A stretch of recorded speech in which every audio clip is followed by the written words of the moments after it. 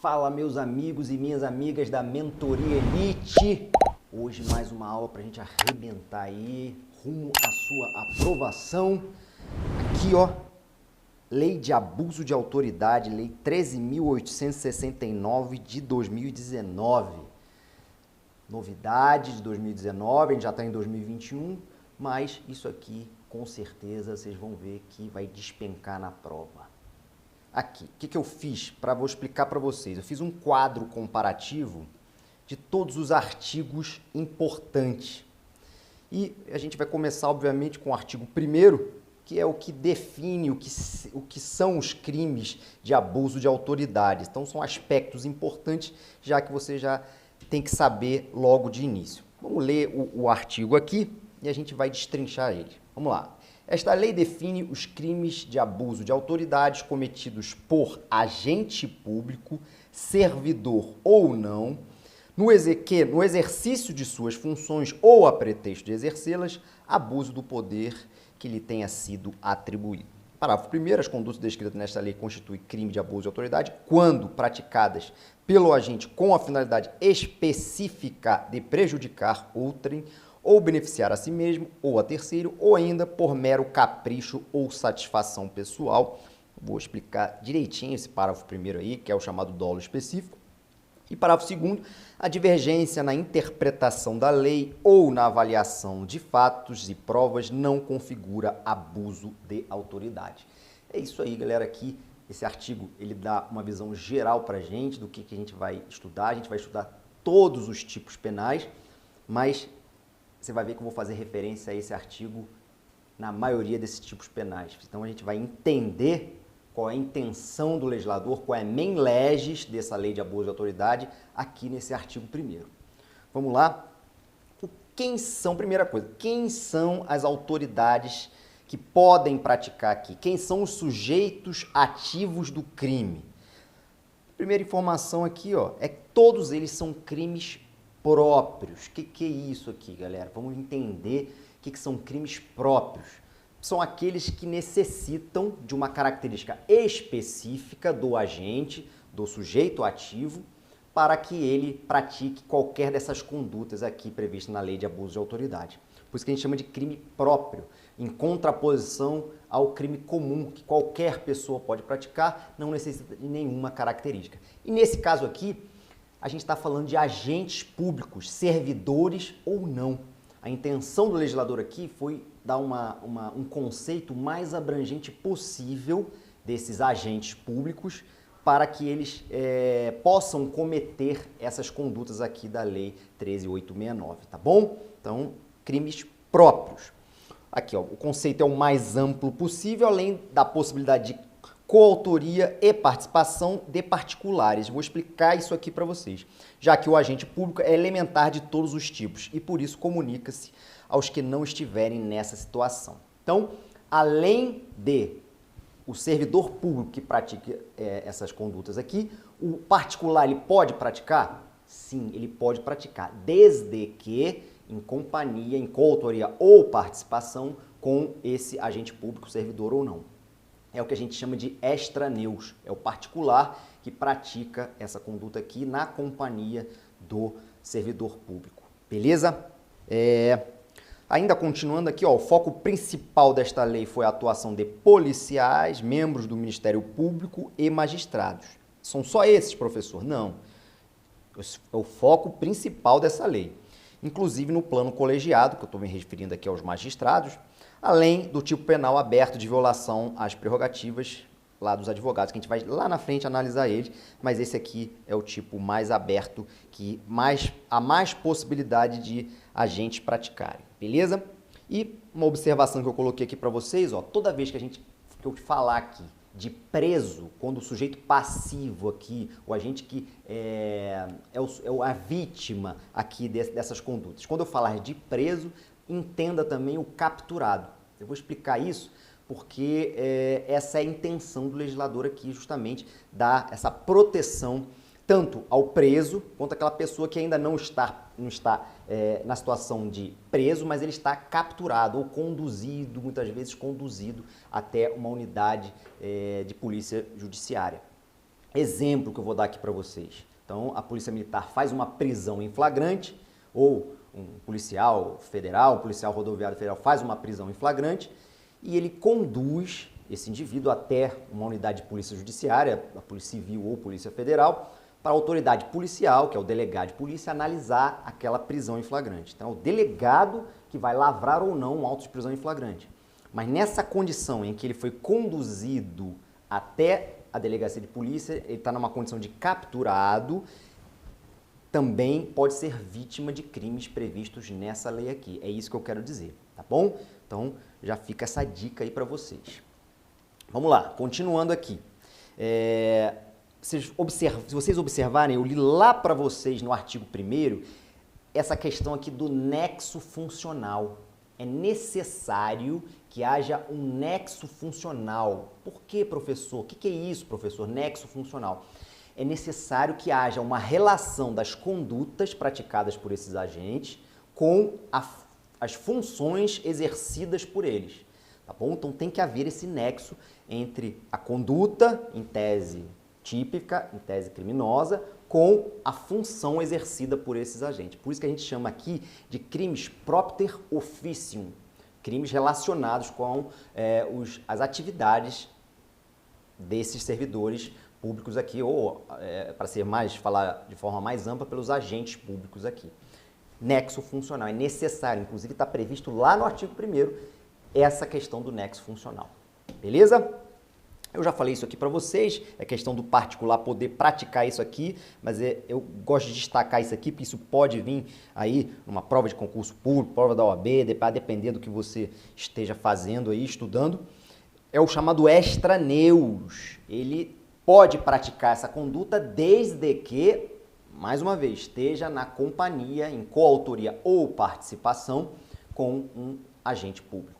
Mas é importantíssimo aqui destacar o seguinte: esse particular, ele tem que ter consciência que aquela pessoa que praticou aquela conduta típica, ou seja, aquele agente público, esse particular tem que ter consciência que ele era um agente público.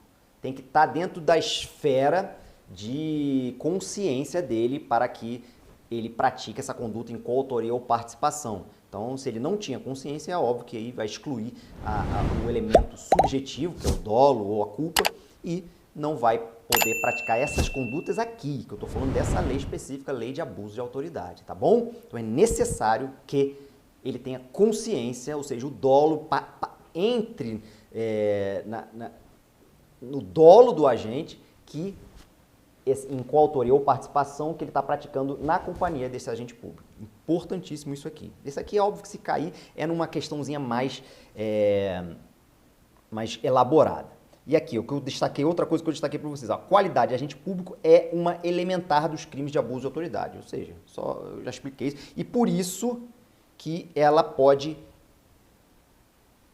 ser, né, me faltou a palavra, pode ser, como ela é uma elementar, ela pode se estender ao particular praticando o crime com ele, que é o chamado extraneus. Então, está lá no artigo 30 do CP. Quando for elementar do crime, ele pode entrar como coautor ou partícipe dessas condutas aqui da lei de abuso de autoridade.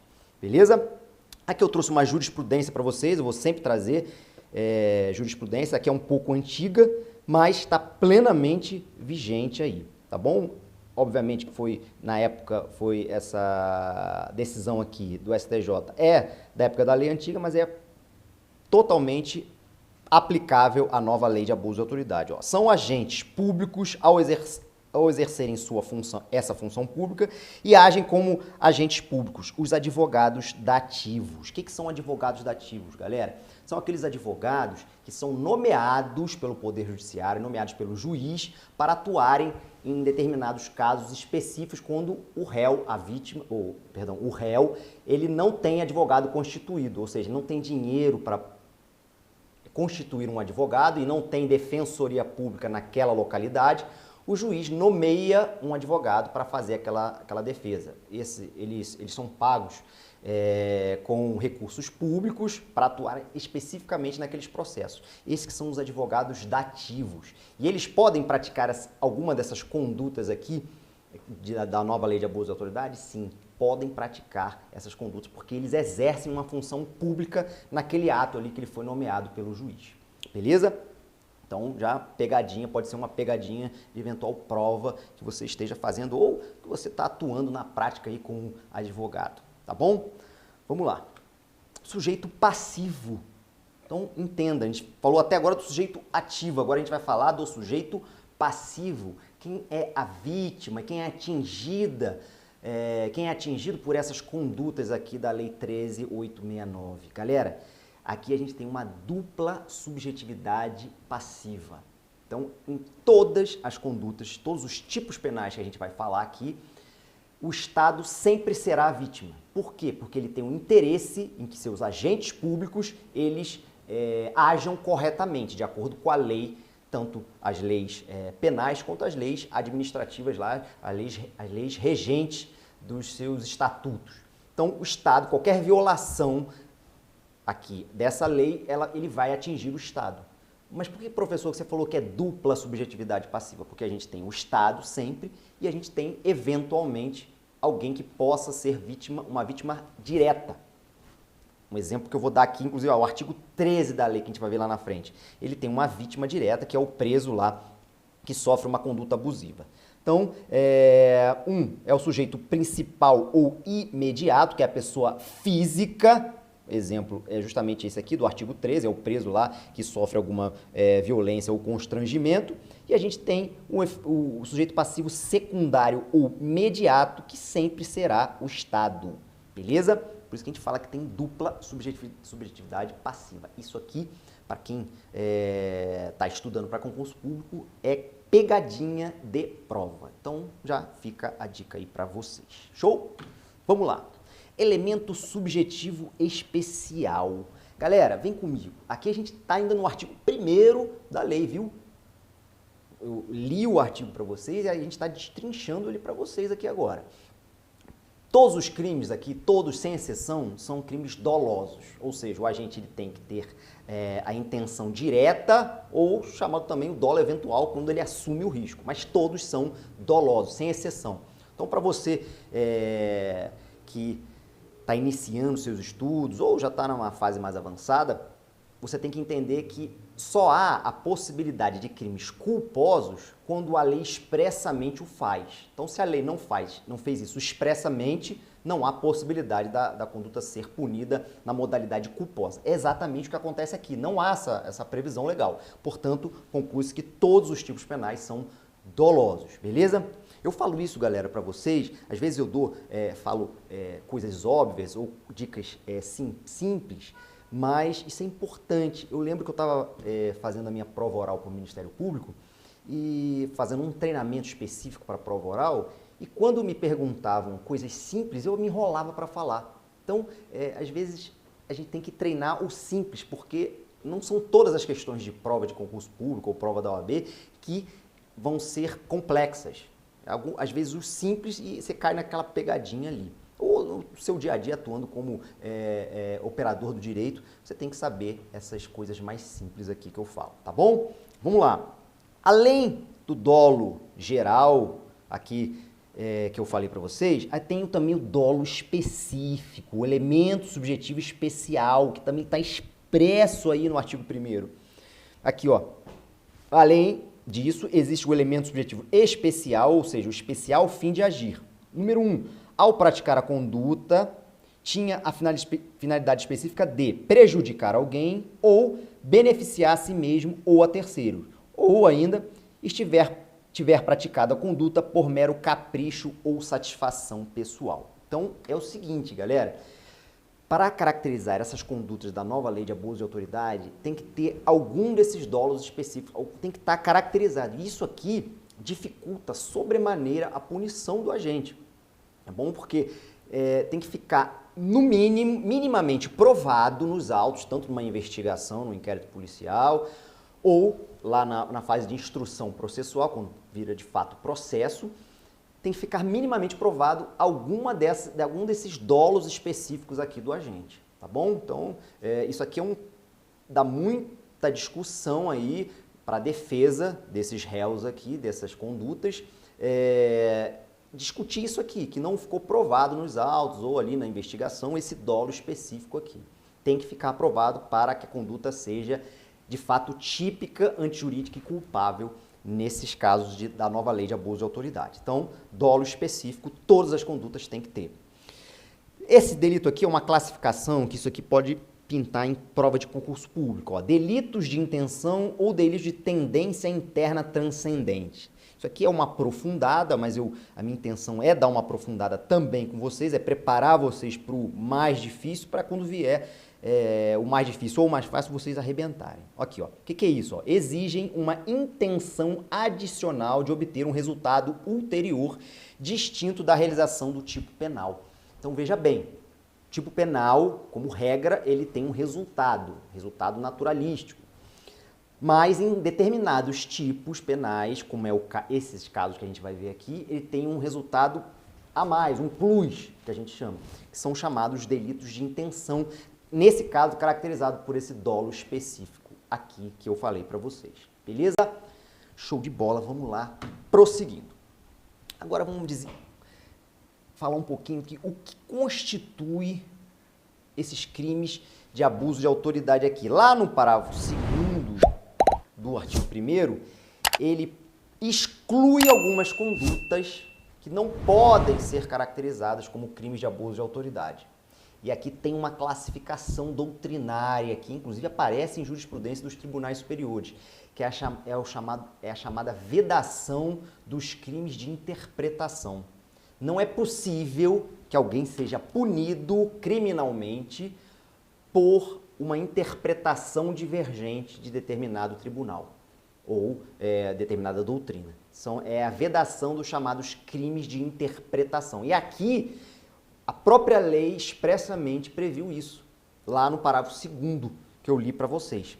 Então, tá lá, ó, a divergência na interpretação de lei ou na avaliação de fatos e provas não configura abuso de autoridade. Aí eu trouxe uns exemplos aqui para vocês, para ficar bem claro. Vem comigo aqui, ó. Quando a autoridade policial, o delegado de polícia, ele lavra uma prisão em flagrante, ele faz uma interpretação daqueles fatos que foram apresentados ali para eles.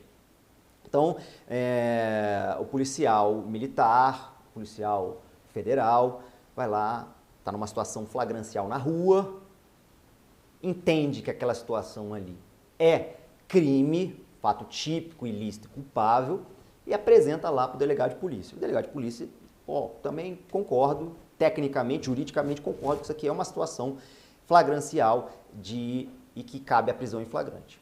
E vamos imaginar que o delegado de polícia lava a prisão em flagrante, ratifica a prisão, encaminha, comunica essa prisão em flagrante para o Poder Judiciário, abrindo vista sempre ao Ministério Público. Aí chega lá no Ministério Público, o promotor de justiça entende que aquilo não é uma situação típica, porque a interpretação que ele fez daquela situação em consonância ali com a lei, ele entende que não é. Não há uma vinculação entre o que o delegado fala, entre o que o Ministério Público fala e o que o juiz decide. Não há uma vinculação, são independentes. Então, eventual interpretação dada pelo membro do Ministério Público daquela situação ali, dizendo que não é uma situação típica e pedindo, inclusive, o relaxamento daquela prisão, por entender que ela é ilegal, não pode caracterizar um abuso de autoridade da autoridade policial. Não pode caracterizar essa interpretação dos fatos. É justamente isso que fala o parágrafo 2º do artigo 1º. Isso foi só um exemplo. Agora também tem um outro exemplo. Ó. O Ministério Público denuncia, depois o réu lá é absolvido. Ele tem todo o processo, todo o trâmite processual e ele é absolvido. O fato do Ministério Público entender que naquela situação, lá no início quando chegou o inquérito policial para ele, entender que era uma situação de crime e tramitou todo aquele processo, durante a instrução foram ouvidas testemunhas, provas periciais, etc. Chegou no final, ele foi absolvido, porque o fato era atípico. O membro do Ministério Público pode ser punido por isso? Claro que não, é mais um exemplo de uma situação, uma interpretação daquele fato concreto que foi divergente entre o Ministério Público e o juiz, né, o Poder Judiciário, ao final, na prolação de uma sentença. E por fim também, ó, um outro exemplo é o juiz condena, depois o tribunal reforma. Então o juiz entendeu que era um fato típico, depois houve recurso, chegou lá no tribunal, os desembargadores entenderam que a conduta não era típica. Tudo questão de interpretação, porque o direito não é uma ciência exata. Graças a Deus, senão podia botar tudo no computador, ó, x mais y igual a z, sei lá. Não é. Então, cabe interpretação, cabe a defesa trazer todas as provas que ela entende necessário e tal, e chegar ao final, ter uma condenação ou uma absolvição. Beleza? Show de bola. Aqui eu trouxe também uma jurisprudência para vocês do STJ Corte Especial. O que é a Corte Especial? É o plenário aí do STJ, quando é uma decisão do plenário, eu gosto sempre de destacar isso, porque é uma decisão majoritária do Superior Tribunal de Justiça, é um pouco antiga, mas é plenamente aplicável à nova lei de abuso de autoridade. Ó. Faz parte da atividade jurisdicional proferir decisões com vício em judicando e vício em procedendo, em razão porque, para a configuração do delito de abuso de autoridade, há necessidade da demonstração de um mínimo de má-fé ou maldade por parte do julgador que proferiu a decisão com evidente intenção de causar dano à pessoa. Então, isso aqui, o STJ utilizou outras palavras, mas isso aqui nada mais é do que justamente o dolo específico. Tem que ficar minimamente provado ali uma má-fé, chamada má-fé criminosa. Então, uma interpretação errada do procedimento ou do fato em si não pode ser considerado abuso de autoridade. É isso aqui que o STJ decidiu em 2018 e em 2019 a própria lei de abuso de autoridade, ela expressou isso lá no artigo 1º, parágrafo 2º da lei. Show? Vamos lá, sem perder tempo. Agora, galera, a gente vai iniciar os tipos penais específicos. A gente vai ver cada um deles e a gente vai começar com o artigo 9º. O primeiro tipo penal é isso aqui, ó, decretar medida de privação de liberdade em manifesta desconformidade com as hipóteses legais. Detenção de 1 a 4 anos e multa. Então, já vamos fazer uma primeira observação aqui, que a maioria aqui das condutas, se eu não me engano, são todas, viu? Mas eu vou afirmar aqui, mas acho que são todas as condutas, elas são punidas com detenção. Então, a gente tem quais são as espécies de penas privativas de liberdade. A gente tem a prisão simples, que está prevista lá na Lei de Contravenções Penais. A gente tem as detenções e as reclusões. Reclusão é a hipótese mais grave, mais gravosa, né, para o condenado. Tem a detenção, que é a intermediária, e tem a prisão simples, que é a mais branda. Pena de 1 a 4 anos, então é de médio potencial ofensivo. Se ela fosse pena máxima até 2 anos, a gente falava que ela era uma infração de menor potencial ofensivo, regida pela Lei 9.099. Existem hipóteses aqui nessa lei que são de menor potencial ofensivo, mas essa aqui é de médio. Mas a pena mínima, ela é de 1 ano. Quando a pena mínima é até 1 ano, está lá no artigo 89 da 9.099, cabe a suspensão condicional do processo. Mesmo que o rito não seja todo regido pela 9.099, porque é uma pena de médio potencial ofensivo, quando a pena mínima é até 1 ano, cabe, pelo artigo 89 da 9.099, a suspensão condicional do processo. Então, já é uma informação importante para vocês. Vamos continuar a ler aqui agora o parágrafo. Parágrafo único. Incorre na mesma pena a autoridade judiciária, observem que ele foi muito específico aqui, que dentro de prazo razoável deixar de relaxar a prisão manifestamente ilegal. 2. Substituir a prisão preventiva por medida cautelar diversa ou de conceder a liberdade provisória quando manifestamente cabível. Ou 3. Deferir liminar ou ordem de habeas corpus quando manifestamente cabível. Observem que eu fiz uma entonação, fiz um destaque, todas essas palavrinhas manifestamente. Isso é muito importante porque tem que ficar muito claro na investigação e depois na fase de instrução processual para que alguém seja punido, nesse caso do parágrafo aqui, a autoridade judiciária seja punida por essa conduta criminal aqui, tá bom? Então, isso aí é um plus que a gente tem que saber. Então, primeira coisa, a gente tem que saber quais medidas de privação de liberdade é essa aqui. A galera acha que é só a prisão, mas não é não, a gente tem vários outros exemplos aqui e pode ser qualquer espécie de prisão. Prisão cautelar, são as prisões cautelares, tem a preventiva, a temporária, tem a prisão que é a fase de execução de uma pena já definitiva. A gente tem também as medidas de segurança, quando ele é semi-imputável ou inimputável, então são vários. Botei todas aqui para vocês para ficar bem organizado aí, para quem gosta de fazer um caderno anotadinho aí. Vamos lá. Prisão cautelar, são a prisão temporária e a preventiva. Prisão para cumprimento da execução provisória da pena, quando a sentença não transitou em julgado ainda. Prisão para cumprimento da execução definitiva da pena. Medida de segurança detentiva, que é internação, está lá no artigo 96.1 do Código Penal. Semiliberdade, que são essas aqui são as espécies previstas lá no ECA, Estatuto da Criança e do Adolescente, que é a semiliberdade e a internação. E, por fim, a internação psiquiátrica, que está na Lei 10.216 de 2001. Então, observem que não é só, a galera pensa só em prisão decorrente, ou uma preventiva, que é a mais comum, né?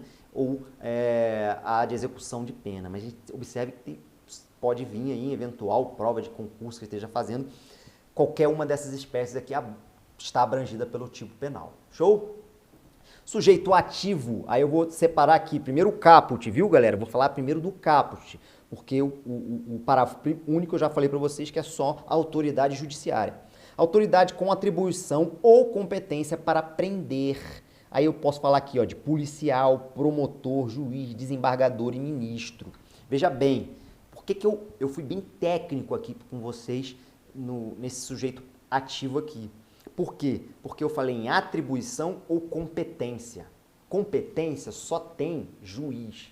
Juiz que eu digo, o juiz de piso, o juiz de primeiro grau ou o juiz dos tribunais. Pode ser Tribunal de Justiça ou TRF, no caso da Justiça Federal, ou ministro. Quando a gente estiver falando de tribunais superiores, a gente fala de ministros. Então, qualquer uma dessas autoridades, eles têm competência. E atribuição, aí eu estou falando da polícia, do membro do Ministério Público, tá ok? E a polícia de uma forma ampla. Toda vez que tiver um agente público com essa função policial, e aí abrange Polícia Penal, Polícia Civil, Polícia Federal, Polícia Rodoviária Federal, perito, delegado de polícia, todos eles têm atribuição. É uma diferençazinha, mas para você aprender, ser bem técnico aí na sua atuação, tá bom? Então, sujeito ativo do caput, qualquer uma dessas autoridades aí. Sujeito passivo é o Estado e também a pessoa que teve teve privada a sua liberdade. Então, dupla subjetividade passiva. Consumação, crime formal. O crime se consuma com a decretação, ou seja, com a prolação da decisão, determinando a medida de privação da liberdade, ainda que ela não se consume. Então, isso aqui tem que destacar isso aqui para vocês. Então, quando que esse crime aqui do artigo 9º da Lei de Abuso de Autoridade ele se consuma, galera? Quando essa autoridade, ela decreta. Então, ela expede, por exemplo, mandado de prisão. Expedir mandado de prisão só pode ser juiz, ministro ou desembargador ou ministro. Então, quando ele expede esse mandado de prisão, no caso, nesse exemplo que eu estou dando, o crime já se consumou. Professor, e se prender o indivíduo? Aí é mero exaurimento, tá bom? Mas o crime se consumou de forma antecipada, por isso que a gente chama que é crime formal. Crime formal é aquele que o tipo prevê um resultado, nesse caso aqui a prisão, a privação da liberdade, mas esse resultado ele não necessita ocorrer para que haja a consumação. São chamados crimes formais. Crimes materiais são aqueles que o tipo prevê um resultado e esse resultado é necessário que ocorra para que haja consumação. Caso isso não ocorra, pode ser que haja uma tentativa, tá bom? Mas nesse caso aqui é crime formal e não há necessidade que de fato aquele agente tenha sido preso para que o crime esteja consumado. Mas esse exemplo que eu dei é justamente do juiz ou do desembargador, mas pode ser que, por exemplo, um policial o policial não tem atribuição aqui para expedir um mandado de prisão. Então, quando esse crime vai para o policial, ele vai consumar quando? Quando ele, de fato, capturar aquele agente ali e privar ele aqui, naquele momento da sua liberdade. Show de bola? Beleza. Aqui eu fiz um quadrinho bem didático para vocês entenderem essa diferença aqui, ó, entre relaxamento, revogação e liberdade provisória. Ah, professor, pô, de fato existe diferença? Existe. Tecnicamente existe, tá bom? Então a minha função aqui é preparar vocês para o mais difícil. Quando vier o mais fácil, vocês não caírem em nenhuma pegadinha, nenhuma casquinha de banana aí na vida profissional de vocês. Então, relaxamento, a gente só fala em relaxamento quando a gente falar de uma prisão ilegal. Tem que haver algum vício naquela prisão. Então, só se fala em relaxamento, o juiz ou a autoridade policial, o delegado de polícia, ele vai relaxar uma prisão quando aquela prisão for ilegal, houver um vício naquela prisão. Revogação da prisão é diferente e ocorre muito aqui na prisão cautelar preventiva, ó, quando não há motivos para a prisão preventiva, devendo, portanto, esta medida ser revogada. Então, para que haja a decretação da prisão preventiva, existem uma série de requisitos. Um deles é óbvio, é o fumus boniuris e o periculum libertatis. Tem que estar presente ali para que haja essa segregação cautelar. Quando não há mais aqueles motivos para aquela prisão, fala-se em revogação. Então, o advogado ele vai pedir a revogação da prisão, entendendo que não há mais motivos para a perpetuação daquela prisão. E liberdade provisória, o advogado vai pedir quando, professor? Aqui, ó, quando a prisão é em flagrante, então na hipótese de prisão em flagrante, mesmo ela sendo legal, mas não há motivos para convertê-la em preventiva, razão pela qual a gente deve ser solto com ou sem imposição de medidas cautelares. Então, o próprio Código de Processo Penal fala lá que a prisão preventiva ela é a exceção, o magistrado ele vai analisar as hipóteses que podem ser substituídas por medidas cautelares diversas da prisão. Aí o advogado ele vai entrar aí com um pedido de liberdade provisória, esse é o termo técnico, beleza? Para quando a prisão em flagrante for convertida ou não em prisão preventiva, fala-se em liberdade provisória. Show? E aqui eu deixei, só para deixar organizado para vocês, ó, o parágrafo único, o sujeito ativo do parágrafo único é a autoridade judicial, juiz, desembargador, ministro. Por quê? Porque aqui ele fala especificamente nas condutas em que o magistrado, quando manifestamente, ao analisar aquela conduta, aquela possibilidade ali de converter, de ratificar ou manter o réu preso cautelarmente, preventivamente, então somente a autoridade judiciária, nesse caso aqui do parágrafo único, só ela pode praticar essa conduta, nenhum outro mais agente público. Beleza? Então, eu achei importante destacar aí para vocês. Ainda continuando em algumas dessas elementares aqui. O tipo penal fala dentro de prazo razoável. Aqui, galera, há um pouco de crítica da doutrina desse dentro de prazo razoável. Por quê? Porque um conceito jurídico indeterminado, não é um conceito fechado, objetivo aqui, dentro de prazo razoável, vai depender de interpretação. E o tipo penal, de uma forma substancial, ele não deve ter nenhum conceito jurídico indeterminado sob pena de causar grande insegurança jurídica. É muito criticado pela doutrina, mas está aí, então você precisa entender isso aqui. Eu trouxe alguns prazos de prisão ou de análise pela autoridade judiciária que devem ser respeitados. E trouxe também, você vai ver que a regra geral lá prevista do CPP, que está no artigo 800, porque quando não tem regra específica, vai-se utilizar a regra geral que está lá no 800 do CPP. Veja bem aqui, ó.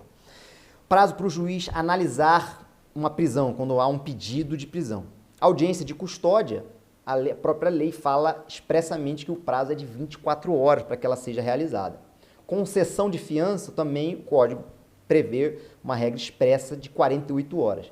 E, o que eu falei aqui para vocês, ó, quando não há hipótese, como, por exemplo, o advogado entra com um pedido de liberdade provisória ou revogação da prisão, Como não há regra expressa, então utiliza-se essa regra geral de 10 dias para o juiz decidir. Então esse aqui é o prazo previsto no CPP, não existe prazo específico para analisar, por exemplo, uma revogação de uma prisão preventiva.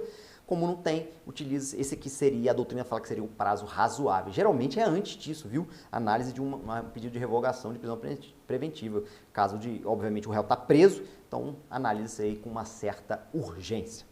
Beleza? Galera, eu vou fazer uma pequena pausa aqui, a gente continua ainda nesse artigo, porque senão o bloco fica muito grande.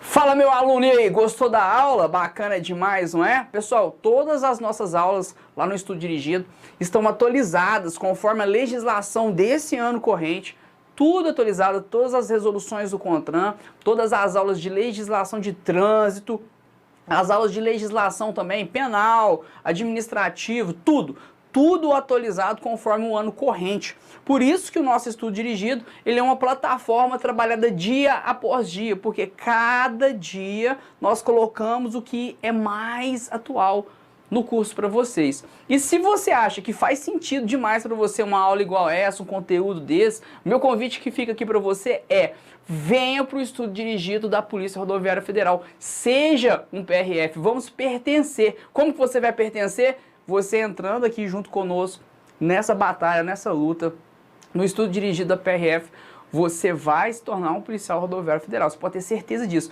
Conteúdo de qualidade, conteúdo com aulas dinâmicas, aulas quadro branco, junto com lousa, junto com tudo para você, do jeito que vocês gostam, né? Um jeito raiz, um jeito que é bacana, divertido, uma aula light, uma aula leve, que te ensina. E isso que é o importante. Você precisa aprender o conteúdo, você precisa entender o conteúdo, você precisa lembrar do conteúdo. E esse tipo de aula é um tipo de aula que foi feito para você aprender o conteúdo. Então, se você ainda não está no Estudo Dirigido, nós vamos deixar aqui embaixo, ó, o link para você. Você clica nesse link, vai lá, faz a sua matrícula no Estudo Dirigido e bora ser PRF com o melhor time do mercado. Bora! Valeu, gente, obrigado e até a próxima!